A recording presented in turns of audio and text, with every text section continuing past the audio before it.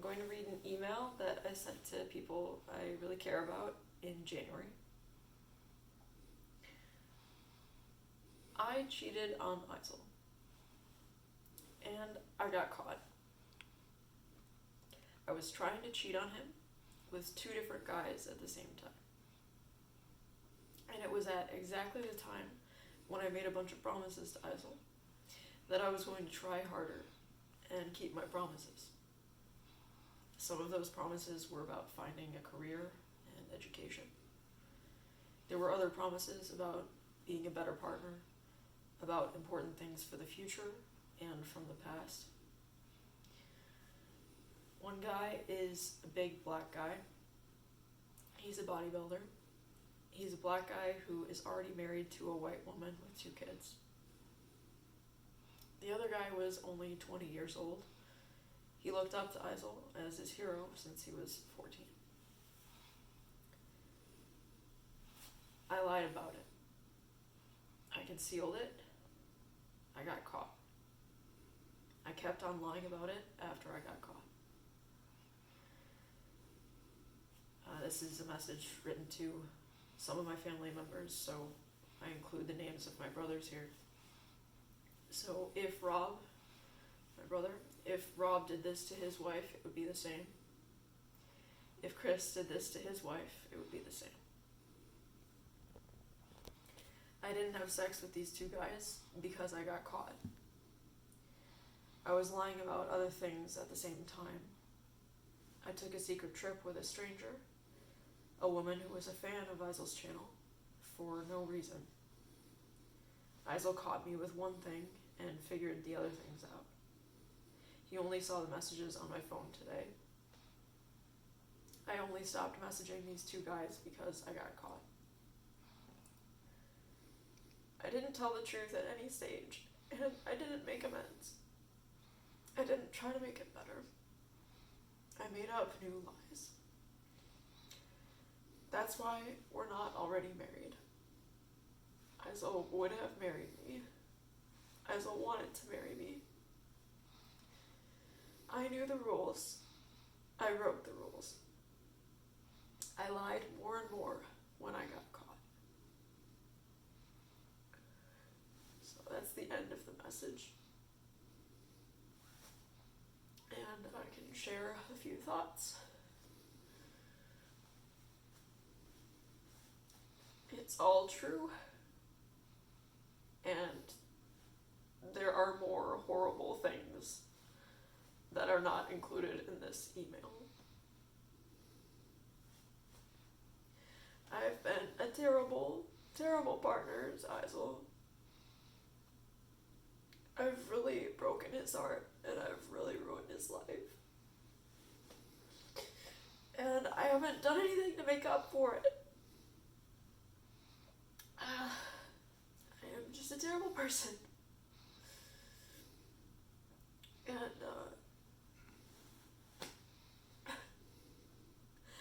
Isel really needed somebody when he made his desperate cry for help video.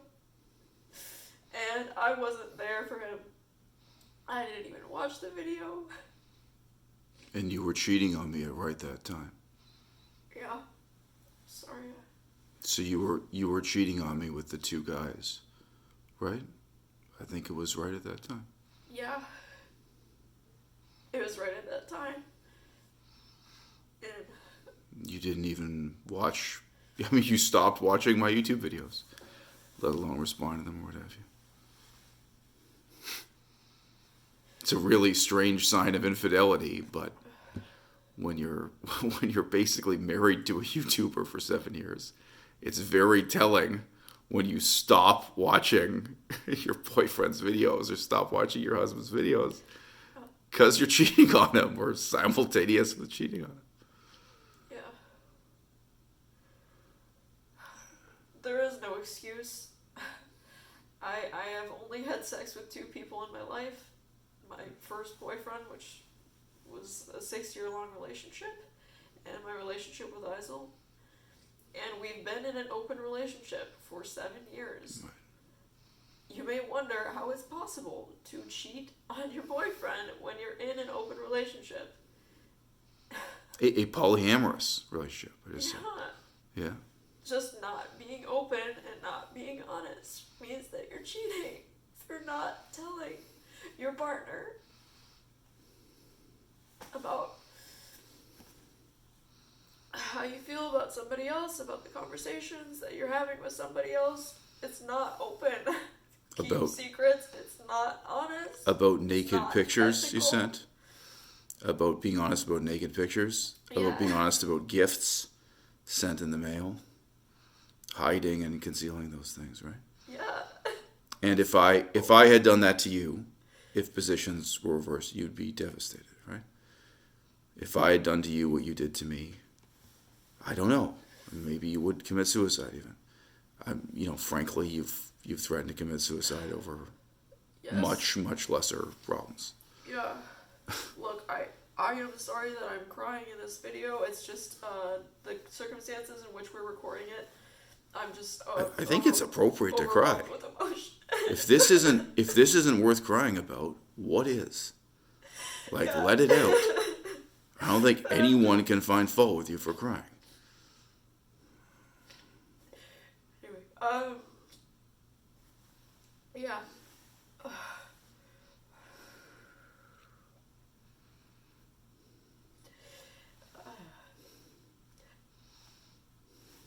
Isol has been on YouTube for 10 years now. I really wish I could celebrate with other people who are fans of his channel. And he used to have fans of his channel that really cared about his philosophy, who took part in editing his books, who cared about the holiday that he created in order to replace Christmas. Now those people are gone because of me and because of my behavior and my conduct with them.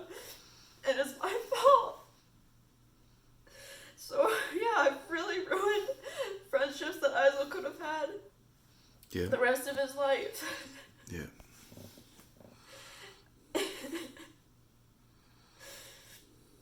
And the side of it people don't know is you ruined romantic relationships I could have had, connections, through extreme jealousy, which now seems extremely hypocritical because I did nothing wrong. No, in all those connections, I did nothing wrong. With me. I have every reason to trust him entirely. He's even self-critical of himself, Right. But the bottom line is, there were other women I could have had romantic relationships with, and you ruined it for me, and now they're gone too. Yeah, I really. Yeah. And at the same time, amazingly, you were managing to cheat on me, despite it being an open relationship, a polyamorous relationship. Yeah.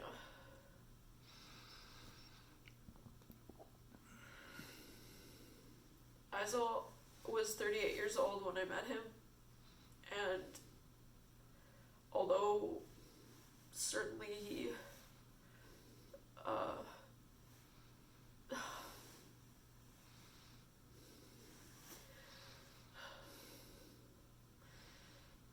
he's a brilliant person, he's a talented person, he's a hard-working person, he's an honest person. He didn't deserve to go from the ages of 38 to 45 suffering because of his relationship with me. And Isol's always been committed to me, He's always wanted to care for me, wanted to help me. And I have just taken and taken and taken and never been able to give back. I'm a very selfish person.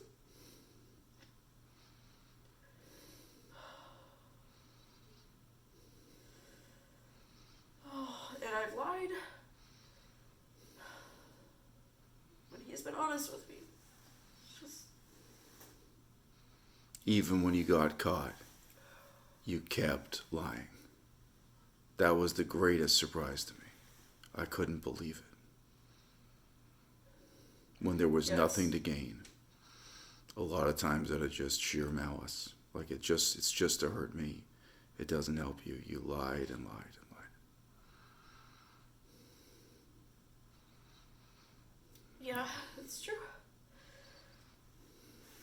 Um,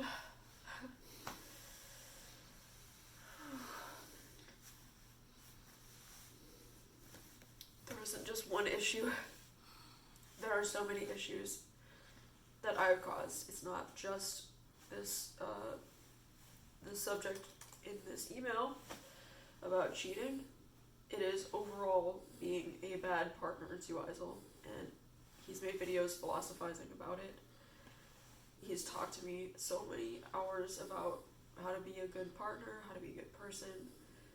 He's really done more than you can expect anybody to do for somebody that has been really cruel to them and has been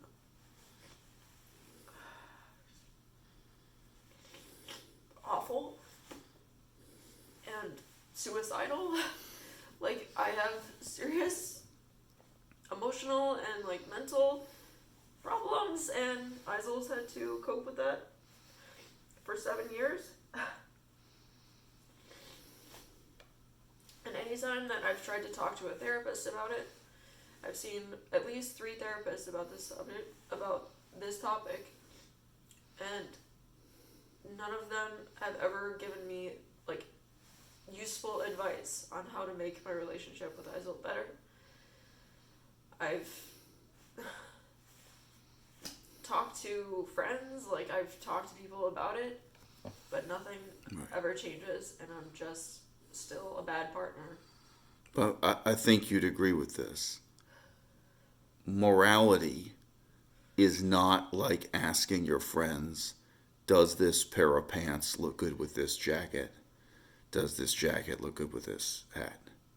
You know, morality has to come from you. It can't be anyone else's perspective or anyone else's decision. Not your mom, not your dad, not your friend, not your therapist. When it's morality. I think this is one of the distinctive signs of something being a moral question. Because you could have had a friend who asked, hey, is it cool for me to cheat on my boyfriend this way? You could have a friend say, yeah, go for it. You could have a therapist. You know? Lots of people are friends with that. Well, also, I have realized in the course of my relationship with Eisel, the ways in which I am manipulative. I am, like, he's a very difficult person to manipulate. Yeah. He's really able to see all the ways in which I obfuscate, the ways in which I try to deflect responsibility, the ways in which I try to blame him, and he sees through it all, and that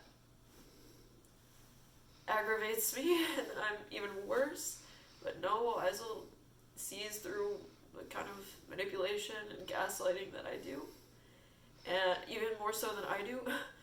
But yeah, my point in bringing this up is because I think this part of the problem is that, like, when I talk to a therapist, I may be subtly like manipulating the story. Yeah. Somehow, like when I think the therapist has no way to know what's true and what's false, right? Yeah, like I think I'm being honest and saying, like, look, I'm an abusive partner. Like I'm an emotionally and like verbally abusive partner.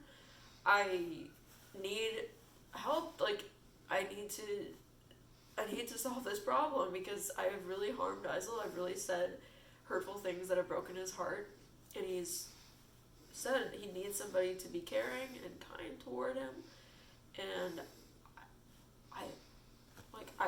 I must be able to do this. I must be able to be kind, and I must be able to be caring. You know, and I described specific like situations, but you know, when that person is on the other side, I don't know what they see, and I don't know what they think when they look at me. But they must think... They just judge you by your appearance. I guess. It's just a pretty face. But we've seen that so many times. People just assume you can't lie, and you can't cheat, and you can't backstab me, betray me, break your promises to me, just because you have a pretty face. It's crazy. Like, what do you think? Only ugly women lie and cheat and break their promises? It's crazy. But it seems to just be based on appearance. Okay, People ascribe I mean, you also don't have tattoos, you don't have dreadlocks, you know what I mean? But people just ascribe this kind of angelic character to you, perhaps because you have an angelic appearance. well, that's flattering of you to say. I don't know if I really think that myself. I often think of myself as a very ugly person, and I find it surprising that could be the case. I do think it is factually true. I don't have tattoos. I don't have, certain things that might bias somebody. It might make people think certain things about me. But I'm not so amazingly good looking that people just lose their objectivity about me. You're wrong. You are exactly good looking enough that people lose their objectivity about you. That's exactly what happens. So I just want to say, on the one hand, you can talk about the open relationship. You can talk about polyamory in terms of honesty, right? What do you think on the other hand? What do you think's the other big category? Doing other things for your partner, like doing things to make your partner happy. Okay.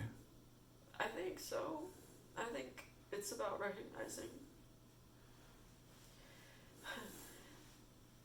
Sorry, I don't want to go off on a tangent about monogamy versus polyamory, but it is about recognizing that your partner can have sex with other people. Right. And still, you can be happy for them. It doesn't have to be something that you punish them for. But the flip side of that is it's also still possible to backstab them, lie to them, manipulate them, cheat on them. All of that is possible also, right? Yeah, no, I'm talking about an ideal. Right. Yeah. One doesn't. I have created my own polyamory disaster. But what about what I was trying to hint at is, the contrast between adding more to your life and subtracting from your partner's life. You mentioned already you have only had 2 sexual partners in your life. Only 2 men have put their penis inside your vagina, to be blunt. Yep. I've always said I think it would be an injustice for me to ask you to then live the rest of your life till you're 65, till you're 85, without ever having sex with another man. I think that's unreasonable. Right. I am the older and more experienced and more self-confident person sexually. Right? But when you were just thinking about another man, you stopped watching my YouTube videos. I made a YouTube video titled Desperate Cry for Help. You already mentioned this example. It's not the only example. And you didn't care. Right? I had a lot of problems in my life at that time. I was bedridden ill with coronavirus. I was sleeping only 2 hours a night. I was really, and she had seen me. She knew the truth of this. She didn't just know it by email. Yeah. She knew, she didn't care. I spent Christmas alone, sleeping on the floor 2 hours a night. You didn't care. My birthday, alone. You didn't care. Longer story, but you let me down on my birthday, you let me down on Christmas.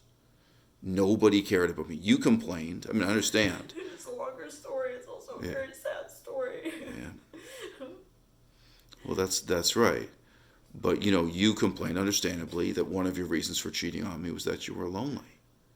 Yeah. Well, you think I wasn't lonely. Right? No, you had more of a... Right. Right, but I don't cheat on you. I don't lie to you. Justification for cheating that I have had because.